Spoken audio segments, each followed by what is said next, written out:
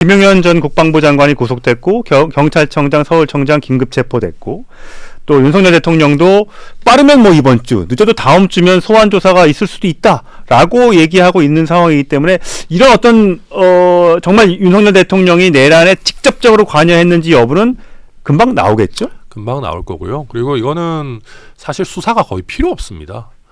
왜냐하면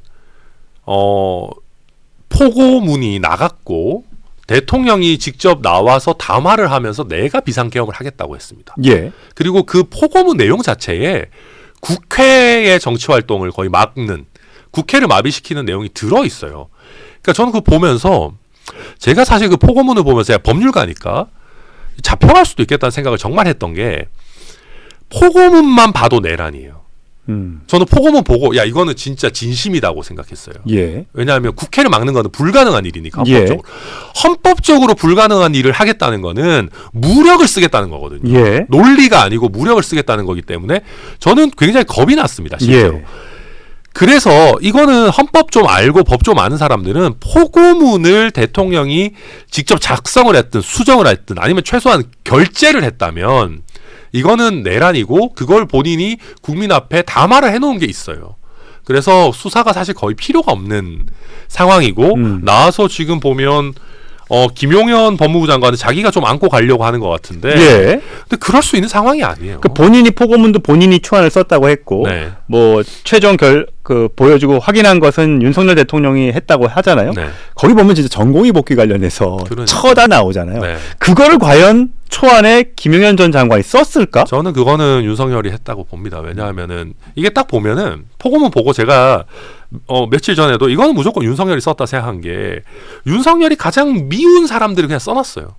국회, 특히 야당이 얼마나 밉겠습니까? 진짜 예. 야당 악마처럼 생각하고 있을 것이고 또 지금 국정이 이렇게 탄력을 못 받는 가장 큰 것 중에 하나가 본인이 말하는 의료개혁, 실제로는 의료 대란인데 전공의들 뭐 조금 얘기하고 뭐 좀 그 당근과 채찍하면 돌아올 줄 알았더니 아직 안 돌아오고 있어서 대통령 입장에서는 내 말 안 들어 이 제일 화가 나는 게 전공의들이거든요. 그리고 이거는 참모들이 했을 게 아닌 게 전공의 복귀 안 하는 전공의들 처단한다는데 그게 말이 안 되는 게 전공의들 이미 사표 쓰고 나갔어요. 예. 그러니까 이게 만약에 참모가 그 밑에서 좀 했다면은 몇 월 며칠자로 전공의였던 자 뭐 이런 식으로 좀 다듬었을 거예요. 그러니까 이거는 제가 봤을 때는 그냥 증오와 부정선거 음모론에 눈이 먼 윤석열이 포고문을 처음부터 끝까지 본인이 썼든 김용현과 같이 썼든 본인의 증오, 내가 대통령으로 잘 못 나가고 있는 거에 대한 그 답답함을 직접 거기에 담아낸 거다. 저는 그렇게 보여집니다. 어쨌든 윤석열 대통령의 내란죄 여부는 검찰, 또 국가수사본부, 그다음에 공수처 등등에서 조사를 한다고 했으니까요. 좀 지켜보도록 하시고. 네. 자, 이제는 이제 윤석열 대통령의 시간이 얼마 안 남았다는 이제 분석이 나오잖아요.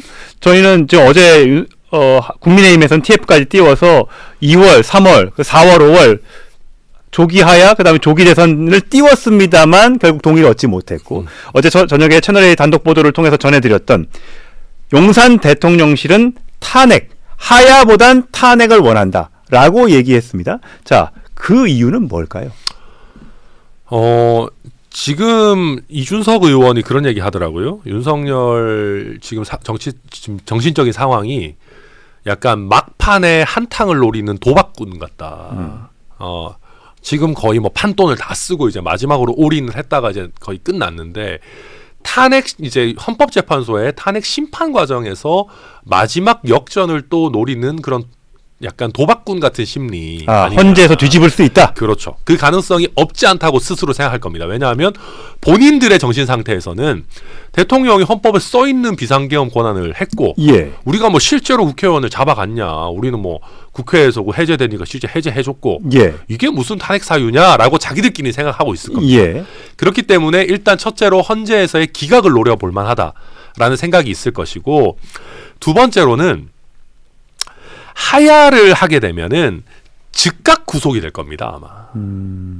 그리고 하야를 언제 하느냐를 둘러싸고 오히려 국민의힘 내부에 이런저런 계파 갈등이 있게 되면은 본인을 지켜줄 세력이 점점 더 줄어든다는 생각도 했을 거예요. 차라리 그런 계파 갈등이 더 심해지기 전에 국민의힘이 을 우군으로 어느 정도 온존해 놓는 결정은 내가 먼저 탄핵 절차를 받아들이겠다라고 하는 것 아닌가. 예. 그런 정무적인 판단도 깔려 있으리라 봅니다. 탄핵 절차를 받아들이겠다는 게 그러면 지금 토요일 날 있을 탄핵 그 표결에서 찬성표 던지세요. 이건 아닐 거 아니에요. 네, 그냥 뭐 자유롭게 하시라 뭐 이런 식으로 놔두거나 아니면 뭐 예를 들면 받아들일 테니 조금만 더 우리가 준비할 수 있게 약간의 시간을 더 달라라고 마지막으로 당에 부탁을 한다든지. 예. 지금 머리를 엄청 굴리고 있겠죠. 어떻게 될 걸로 보세요? 14일 날 표결 전망. 저는 이번에는 못 막을 거라고 봅니다. 그러니까 이번에는 가결될 거라고 봅니다. 예. 어느 정도 사실 지난번 박근혜 전 대통령 탄핵 때는 예상보다 굉장히 많은 60표 이상의 그 찬성표가 그 여당에서 그때 당시에 나왔었잖아요. 네. 이번에는 어떨 걸로 보세요? 이번에는 지금 김상욱 의원이나 여당 의원들도 얘기하는 게 10명 이상 지금 이미 된다라고 얘기하고 있고 저와 이준석 의원이 어쨌든 파악하고 있는 바로도 10명 이상은 됩니다. 아, 그래요? 네, 그렇게 10명 이상은 되고 근데 이제 그분들의 자유투표를 막을 수 있을 것이냐가 관건인데 이번에는 못 막을 겁니다. 이미 국민의힘의 어떤 그 풍향을 읽으려면 배현진 의원을 좀 주목하면 되는데 네. 제 개인 의견입니다. 배현진 의원이 이미 표결에 참여하겠다라고 하는 얘기는 물밑에서 많은 의원들이 무기명이니까 가서 찬반은 뭐 밝히든 밝히지 않든 일단 투표하러는 가야 된다. 예. 투표하러 안 가면 지금 보면 일단 모조리 다 부결을 누른 것과 똑같은 지금 역사적 판단이 되는 건데 네. 무조건 들어가야 된다 하고 있기 때문에 이번에는 못 막을 것이고요. 예. 만약에 둑이 무너지는 게 여당 내에서도 조금 더 빠르게 느껴진다고 하면 저는 정말로 지난번처럼 수십 표가 쏟아질 가능성도 배제할 수 없다고 생각합니다.